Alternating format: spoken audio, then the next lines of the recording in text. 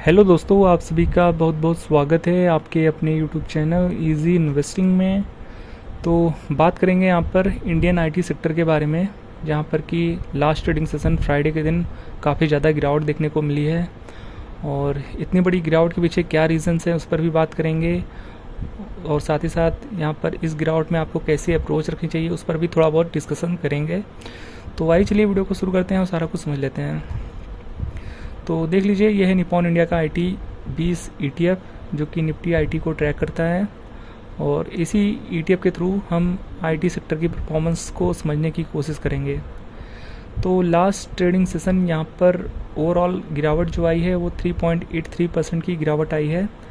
पर जब मार्केट खुला था फ्राइडे के दिन तो गिरावट काफ़ी ज़्यादा बड़ी थी। और फ्राइडे को आपको याद होगा तो यहाँ पर लगभग जब मार्केट खुला था तो 6% का गैप डाउन ओपनिंग देखने को मिला था निफ्टी IT में और IT के ETF में। और ये एक बहुत बड़ी गिरावट है जो कि IT सेक्टर को एक तरीके से फिर से वही लेवल पर लेके आ गई है, जो कि अभी कुछ दिनों पहले जो यहाँ पर लेवल्स देखने को मिले थे IT सेक्टर में। और देखिए, अभी कुछ टाइम से यहाँ पर रिकवरी अच्छी आई थी बीते कुछ हफ्तों में, पर यहाँ पर वो सारी तेज़ी एक दिन में यहाँ पर पूरी तरीके से गायब हो गई और वापस अपने पुराने लेवल्स पर, जो कि इसका सपोर्ट पिछले बार काम किया था, लगभग वहीं से रिकवरी स्टार्ट हुई फ्राइडे के दिन। और इस बार तो देखिए, जो हमें लो देखने को मिला है फ्राइडे का, वो 29 के नीचे भी देखने को मिला है। 29.74 तक ये ETF गया था और वहाँ से देखिए थोड़ी बहुत रिकवरी आ गई है हालांकि, पर अब भी काफ़ी ज़्यादा नीचे बंद हुआ है 3% से ऊपर, जो कि लगभग कह सकते हैं 3.25% की गिरावट या 4% की गिरावट अब भी है एक पर्टिकुलर डे में आफ्टर रिकवरी। और इस बड़ी गिरावट के पीछे क्या रीज़न है उस पर भी हम बात करेंगे। और एक दिन में इतना ज़्यादा करेक्ट हो जाना निफ्टी IT का बहुत बड़ी बात है अपने आप में। और ये जो 6% का फॉल आया है बहुत हद तक यहाँ पर लोगों को इम्पैक्ट किया होगा फ्राइडे के दिन। और इसके पीछे का जो रीज़न है वो आप यहाँ पर पढ़ भी सकते हैं। वो है, देखिए, एसेंचर का स्टॉक। इतनी बड़ी गिरावट क्यों आई है? वो एसेंचर के स्टॉक की वजह से आई है। अब देख लेते हैं एसेंचर के स्टॉक में ऐसा क्या हुआ है, उस पर भी बात कर लेते हैं। बताना चाहेंगे, एसेंचर के स्टॉक में एक बड़ा फॉल हमें देखने को मिला था 18 जून को। तो 18 जून को यहाँ पर जो एसेंचर का स्टॉक है वो एक दिन में 18%, लगभग 18% यहाँ पर क्रैश कर गया था। और Accenture one of the biggest IT company है, IT कंसल्टिंग कंपनी है वर्ल्ड की। तो इतनी बड़ी कंपनी में इतना बड़ा फॉल आया क्यों, ये भी बहुत बड़ा इंपॉर्टेंट क्वेश्चन हो जाता है।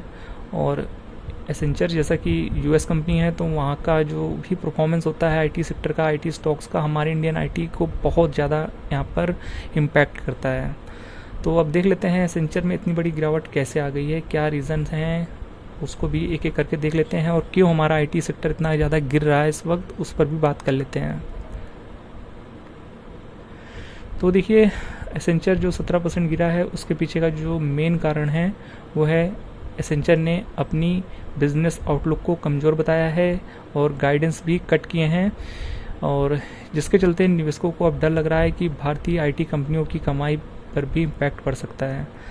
और एसेंचर की जो यहाँ पर एक तरीके से चेतावनी है वो काफ़ी ज़्यादा इम्पॉर्टेंट हो जाती है, उसको इग्नोर बिल्कुल भी नहीं किया जा सकता है। देखिए, एसेंचर दुनिया की वन ऑफ द बिगेस्ट, जैसा कि हमने कहा, IT कंसल्टिंग कंपनी है।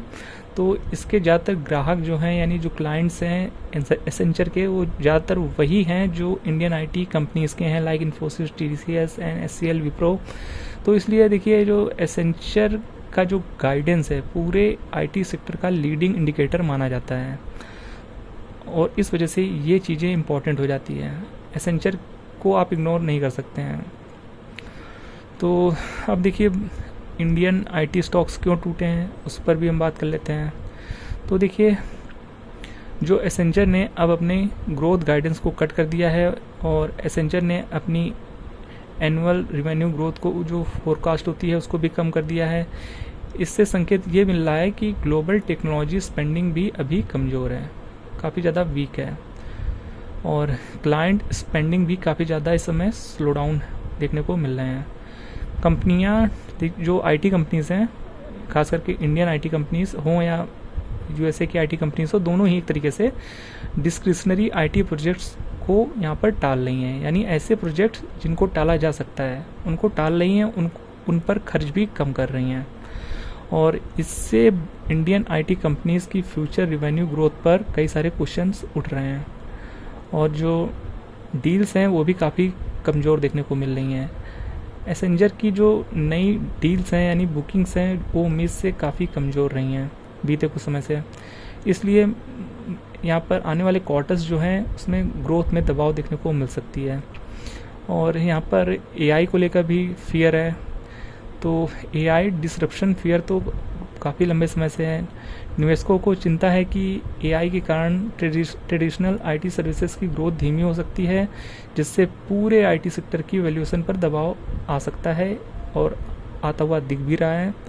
और जियो पॉलिटिकल टेंशन वो तो काफ़ी लंबे समय से इम्पैक्ट कर ही रहा है। तो ये सारे रीज़न हैं जिसके चलते एसेंचर गिरा है, और एसेंचर के गिरने के बाद इंडियन आईटी स्टॉक्स गिरे हैं। इन सब कारणों के चलते एसेंचर में बड़ी गिरावट आई है। तो देखिए ये कुछ रीज़न बहुत हद तक एसेंचर को भी इम्पैक्ट कर रहे हैं। हमारे ज़्यादातर रीज़न जो हमने अभी बताए वो इंडियन आईटी स्टॉक्स के भी सिरदर्द का कारण है। तो इस सब के चलते एसेंचर इतना ज़्यादा गिर गया है, और हमारे आईटी सेक्टर में इसका बहुत हद तक इम्पैक्ट देखने को मिला। हालांकि इतना नीचे खुला था आईटी सेक्टर हमारा 6% के गैप डाउन के साथ, तो वहाँ पर थोड़ी बहुत बाइंग आ गई, और जो लोग फ्रेश इन्वेस्टमेंट कर रहे होंगे मे बी, जिस वजह से यहाँ पर थोड़ी सी रिकवरी के साथ आईटी सेक्टर बंद हुआ है हमारा। तो ओवरऑल अभी भी कोई भी सेंटिमेंट आईटी सेक्टर, खास करके इंडियन आईटी सेक्टर के लिए अभी फ़िलहाल से पॉजिटिव देखने को नहीं मिल रहे हैं।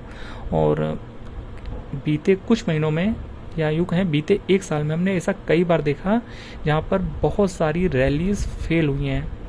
देख लीजिए कितनी बार यहाँ पर रिकवरी आने की कोशिश हुई है आईटी सेक्टर में, पर वो रिकवरी टिक नहीं पाई है। कई रिकवरीज आई हैं, वो तेज़ी टिक नहीं पाई, किसी न किसी वजह से यहाँ पर गिरावट फिर से आ जाती है, रैली टिक बिल्कुल भी नहीं पाती है। तो बीता एक साल बिल्कुल रोलर कोस्टर की तरह रहा है इंडियन आईटी स्टॉक्स के लिए, और साथ ही साथ पूरे इंडियन आईटी सेक्टर के लिए। तो कहीं से भी चीज़ें अच्छी फिलहाल से देखने को नहीं मिल रही है। हालांकि स्विंग में थोड़े बहुत रिटर्न्स जरूर बन जा रहे हैं, पर लॉन्ग रहने पर यहाँ पर कोई भी खास रिटर्न देखने को नहीं मिले हैं बीते कुछ समय से। तो यहाँ पर रैली ना टिक पाना आईटी सेक्टर का बहुत बड़ा यहाँ पर सिरदर्द रहा है बीते कुछ समय से। तो जिनके पास भी आईटी सेक्टर के ईटीएफ्स हैं उन लोग के पोर्टफोलियो में ज़्यादातर गिरावट देखने को मिल रही होगी, और अच्छी खासी गिरावट देखने को मिल रही होगी, क्योंकि एक बड़ी गिरावट है पूरे ही निफ्टी आईटी में। और निफ्टी आईटी यानी आईटी ईटीएफ जो है लगभग आज की डेट में 38% से ऊपर की गिरावट शो कर रहा है, जो कि एक बहुत बड़ी गिरावट है अपने आप में। तो इस समय आप बहुत ज़्यादा निवेश करने के बारे में आईटी सेक्टर में नहीं सोच सकते हैं, क्योंकि यहाँ पर कोई भी सेंटीमेंट अभी फ़िलहाल से अच्छे दिख नहीं रहे हैं। अगर आपका बहुत लंबा नज़रिया है और आप रिस्क ले सकते हैं तो आप यहाँ पर निवेश करने के बारे में सोच सकते हैं, पर हाँ आपको ध्यान रखना होगा कि फर्दर गिरावट हो तो आपके पास एवरेजिंग का पैसा होना चाहिए और आपका व्यू काफ़ी लंबा होना चाहिए, क्योंकि अभी सेंटीमेंट्स फ़िलहाल से कोई भी अच्छे दिख नहीं रहे हैं आई सेक्टर में इंडिया में। तो ये सारे रीज़न है जो कि आपको पता होने चाहिए थे, क्यों हमारा आईटी सेक्टर अभी फ़िलहाल से गिर रहा है और लास्ट ट्रेडिंग सेशन क्यों गिरा है। तो ये वो अपडेट था जो हम आपके साथ शेयर करना चाहते थे। बाकी कहीं भी निवेश की कोई सलाह नहीं है, कोई भी एक्शन परफॉर्म करें अपने फाइनेंशियल एडवाइजर से पूछने के बाद ही करें। ये वीडियो सिर्फ आपके जानकारी पर्पज़ के लिए था और एक एजुकेशनल पर्पज़ के लिए था। तो कोई भी एक्शन परफॉर्म करें अपने फाइनेंशियल एडवाइजर से पूछने के बाद ही करें। तो उम्मीद है वीडियो इन्फॉर्मेटिव लगा होगा आपको। वीडियो इन्फॉर्मेटिव लगा है तो वीडियो को लाइक कर दीजिएगा, चैनल पर पहली बार विजिट कर रहे हैं तो चैनल को सब्सक्राइब भी कर दीजिएगा। मिलते हैं नेक्स्ट वीडियो में किसी और नए अपडेट के साथ, तब तक के लिए गुड बाय।